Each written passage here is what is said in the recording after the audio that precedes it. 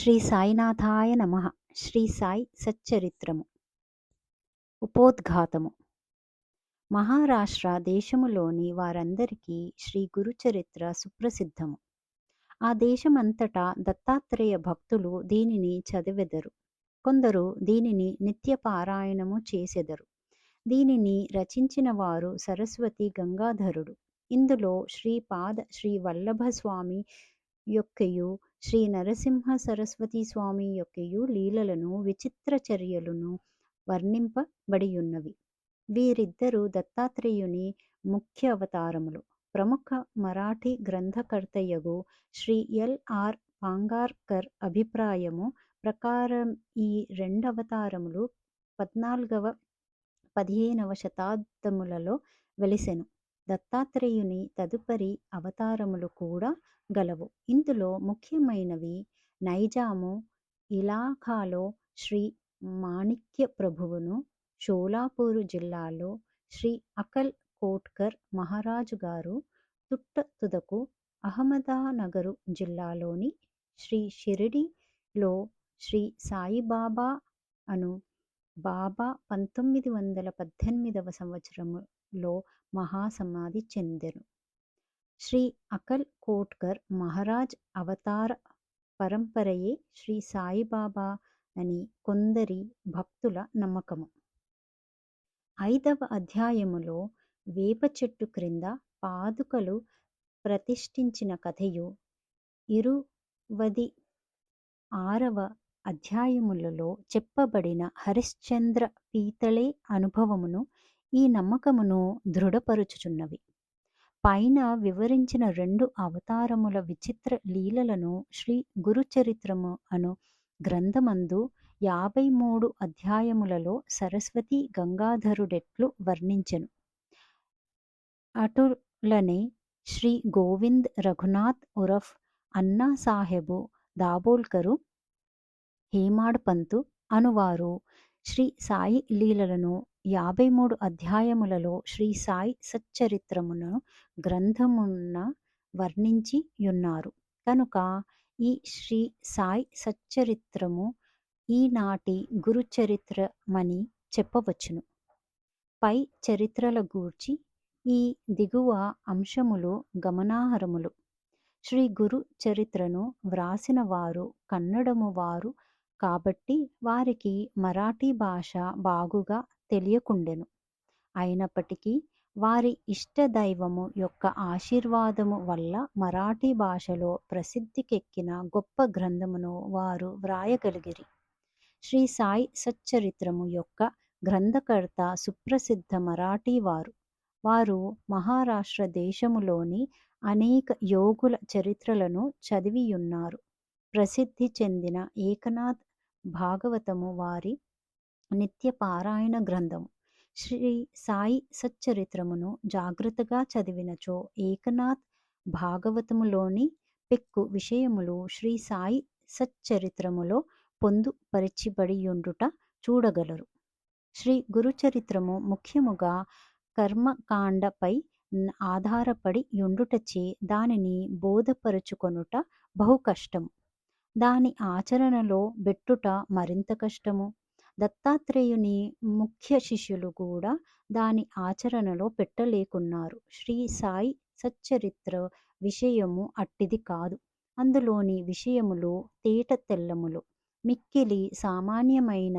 ఇందులో చెప్పిన వానిని అందరూ సులభముగా గ్రహించి ఆచరణలో పెట్టగలరు.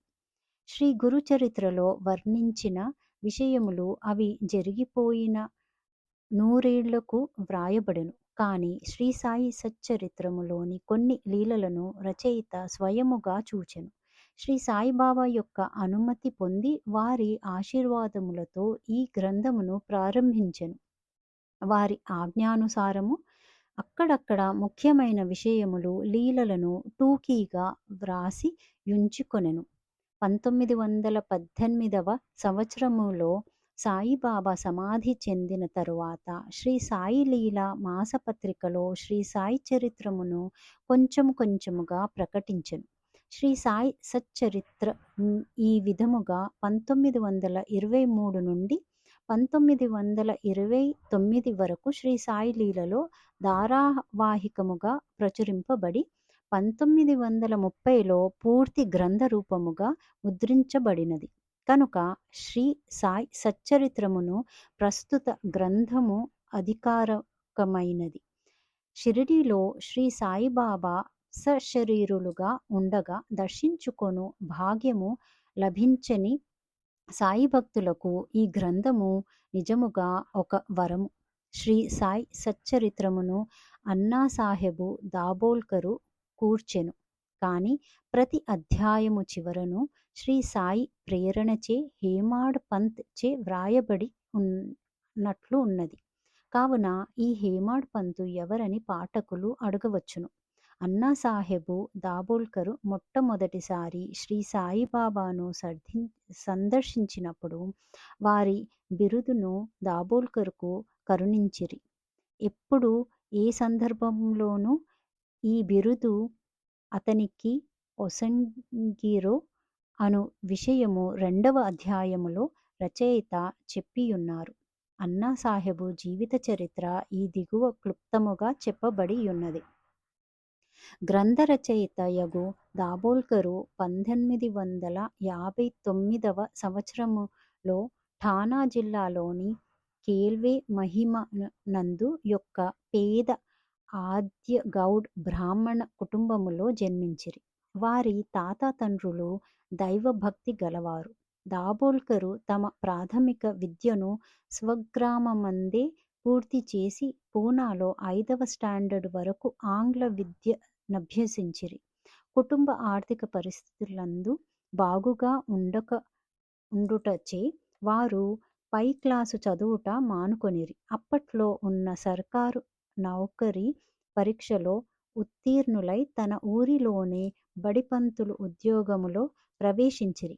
ఆ సమయమందు కులాబా జిల్లాలో మామల్దారుగా ఉన్న సాబాజీ చింతామణి చిట్ నిస్ అనువారు వీరి సచ్చీలతను, బుద్ధి కుశలతను, సేవా నిరతిని చూచి మెచ్చుకొని తలాఠీయను గ్రామోద్యోగిగా నియమించిరి. తరువాత ఇంగ్లీషు గుమాస్తాగా వేసిరి. పిమ్మట మామల్తాదారు కచేరీలో హెడ్ గుమాస్తాగా నియమించిరి. కొంతకాలము జరిగిన పిమ్మట అటవీ శాఖలో ఉద్యోగిగా ఉంచిరి. కొన్నాళ్లకు కరువు సంబంధపు పనులందు ప్రత్యేక ఉద్యోగిగా గుజరాతులోని బ్రోచ్లో నియమితులైరి. ఆయా ఉద్యోగములలో తన బాధ్యతలను అత్యంత సమర్థవంతముగా నెరవేర్చుట వలన 1901వ సంవత్సరంలో ఠానా జిల్లాలోని షాహాపూరులో మామల్తాదారుగా నియమింపబడిరి. 1903వ సంవత్సరంలో ఫస్ట్ క్లాసు రెసిడెంటు మెజిస్ట్రేటుగా బాంద్రాలో నియమింపబడిరి. వారచ్చట 1907 వరకు ఉద్యోగము చేసిరి. తరువాత ఆయన మూర్భాడు ఆనంద్ బోర్స్దులలో పనిచేసి 1910వ సంవత్సరంలో తిరిగి బాంద్రాలో రెసిడెంటు మెజిస్ట్రేటుగా నియమితులైరి. ఈ సంవత్సరమందే వారికి షిరిడీకి పోయి శ్రీ సాయి సందర్శనము చేయు భాగ్యము కలిగెను. 1916వ సంవత్సరంలో వారు ఉద్యోగ విరమణ చేసిన పిమ్మట కొన్ని నెలల వరకు తాత్కాలిక ఉద్యోగిగా పనిచేసిరి. అది అయినను విరమించిన తరువాత సాయిబాబా మహాసమాధి చెందు వరకు శ్రీ సాయి సేవలోనే పూర్తిగా నిమగ్నమైరి. బాబా మహాసమాధి పిమ్మట షిరిడీ శ్రీ సాయిబాబా సంస్థానమును 1929వ సంవత్సరంలో తాను మరణించు వరకును ఎంతో చాకచక్యముగా నడిపిరి. వారికి భార్య, ఒక కుమారుడు, 5గురు కుమార్తెలుండిరి. బిడ్డలకు తగిన సంబంధములు దొరికినవి. అందరూ క్షేమముగా ఉన్నారు. శ్రీ సాయిబాబా ఎవరు అను ప్రశ్నకు 3 విధములుగా సమాధానము చెప్పవచ్చు. 1. దీర్ఘాలోచన చేయకయే విషయముల గూర్చి గాని మనుషుల గూర్చి గాని అభిప్రాయము చెప్పు అభ్యసములు గలవారు సాయిబాబా ఒక పిచ్చి ఫకీరనియు. వారు షిరిడీలో శిథిలమై పాడుపడిన మసీదులో అనేక సంవత్సరములు నివసించరనియు, ఇష్టము వచ్చినట్లుగా మాట్లాడుచు తమను దర్శింప వచ్చిన వారి నుంచి దక్షిణ రూపముగా ధనము వసూలు చేయుచుండిరనియు చెప్పుదురు. ఈ అభిప్రాయము తప్పు. ఆర్.ఏ. తర్ఖండ్ గారి స్నేహితుడు ఒకసారి బాబా దర్శనాంతరము బాబా వద్ద సెలవు పుచ్చుకొని బొంబాయి తిరిగి పోయినప్పుడు కంటతడి పెట్టుకొనెను. అతనితో బాబా ఇట్లనెను: పిచ్చివాని వలె ప్రవర్తించుచున్నావేమి? నేను బొంబాయిలో మాత్రము నీతో లేనా? దానికి తర్కడ్ గారి మిత్రుడిట్లు జవాబిచ్చెను: నాకా విషయము తెలియదు. ఎందుకనగా మీరు బొంబాయిలో నాతో ఉన్నట్లుగా నాకు అనుభవము లేదు గదా. అందులకు బాబా ఇట్లనెను: ఎవరైతే బాబా షిరిడీలో మాత్రమే ఉన్నాడని అనుకొందురో వారు బాబాను నిజముగా గ్రహింపలేదని తెలుసుకో.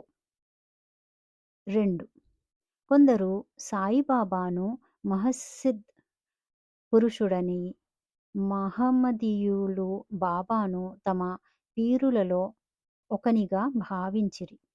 హిందువులు బాబాను తమ మహాత్ములలో ఒకనిగా గ్రహించిరి. ప్రతి సంవత్సరము షిరిడీలో జరుగు ఉత్సవముల నిర్వాహకులు తమ ప్రకటనలో బాబాను సంత్ చూడామణిగా పేర్కొందెరు. ఈ అభిప్రాయము కూడా సరైనది గాదు.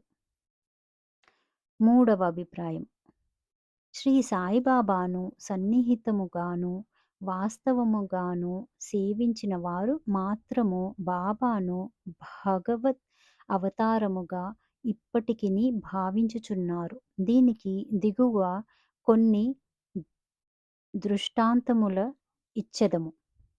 శ్రీ సాయిబాబా సర్వంతర్యామి. బి.వి. నరసింహస్వామి గారు రచించిన బాబా సూత్రములు పలుకులు అను గ్రంథమునకు పీఠికలో ఇండోరు హైకోర్టు జడ్జిగారగు ఎం.బి. రేగే గారు ఇట్లు వ్రాసియున్నారు: బాబా సశరీరులుగా ఉన్నప్పుడు వారొక రూపు దాల్చిన భగవత్ స్వరూపముగా తమ భక్తులకు భాసిల్లుతూ తమ లీలా ప్రబోధాల ద్వారా సాధకుల మార్గమును ప్రకాశింపజేయుచుండెడివారు. వారి శ్వరమైన దేహము మాయమైపోయినది గాని దానిలో అప్పుడుండిన బాబా మాత్రము ఇప్పటికిని అనంత శక్తి వలె నిలిచి, వారు సమాధి చెందకముందు భక్తులకు తోడు పడినట్లే ఇప్పటికిని వారి ఆశ్రయించు అసంఖ్య భక్తులకు నిశ్శబ్దముగా సహాయపడుచున్నారు. శ్రీ బి.వి. నరసింహస్వామి గారు రచించిన భక్తుల అనుభవములు అను పుస్తకములోని మొదటి పేజీలో ఉత్తర భారతదేశములో ఉన్న ఒక హైకోర్టు జడ్జి గారిట్లు వ్రాసియున్నారు: నేను సాయిబాబాను సృష్టి స్థితి లయకారకుడుగా భావించెదను. 1918వ సంవత్సరంలో వారు సమాధి చెందకముందు నేనట్లు భావించితిని. ఇప్పటికీ నేనట్లే భావించుచున్నాను. నాకు మాత్రము వారు సమాధి చెందినట్లు లేదు. నా దృష్టిలో వారు అన్ని పరిమితులకు అతీతులు. వారు మా మధ్య ఉన్నప్పుడు వారి మానవ శరీరము మా కనుల ముందు సంచరించుచుండెను. ఒక్కొక్కప్పుడది మా దృష్టిని విశేషముగా ఆకర్షించేడిది. కాని ఎక్కువ భాగము మా ఎరుకలో నిలిచినది మాత్రము వారి అనంత తత్వమే. శాశ్వతము అశాశ్వతముల అద్భుత సమ్మేళన రూపమైన ఒక మానసిక ప్రతిబింబము వలె వారు మాకు భాసించేవారు. అశాశ్వతమైన తమ మానవ దేహము ఒక్కొక్కప్పుడు మా ముందర తళుక్కుమని మెరిపించేవారు. అప్పుడు అశాశ్వతమైన ఆ దేహము మాయమై సాయిబాబా అను శాశ్వతమైన అనంత శక్తి మాత్రము నిలిచియున్నది. బివి నరసింహస్వామి గారిచే రచించబడిన భక్తుల అనుభవములు అను గ్రంథములో 19-20 పుటలలో ఆచార్య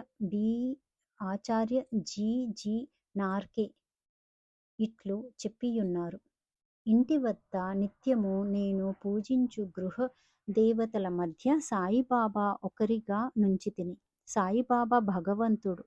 ఆయన సామాన్య సత్పురుషుడు కాడు.